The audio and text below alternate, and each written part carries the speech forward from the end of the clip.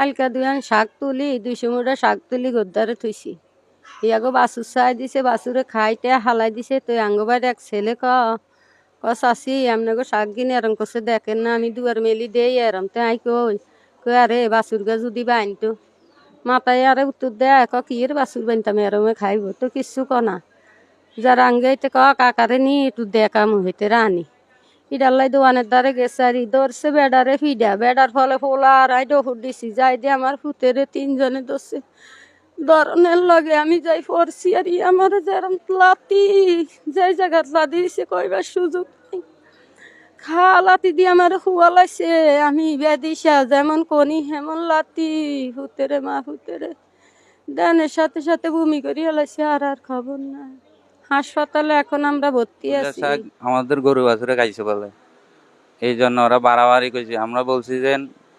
তোমাদের লাল শাক যদি 2 মুঠা 5 মুঠা নষ্ট করে আমরা টাকা দিয়ে দেবো এরা টাকা মানতে চায় না জোর করে যায় এরা মারধর শুরু করছে আমার টাকা না তবে টাকার অভাব করছে নাকি আঙ্গ তোরা শাক খাওয়াই লেখা এটা নিয়ে এরা আঙ্গরা মারা শুরু করছে আর কয় ওরা আঙ্গরা মারার তোরা জাহাঙ্গীরের দল করস এই হিসাবে তো করে মারি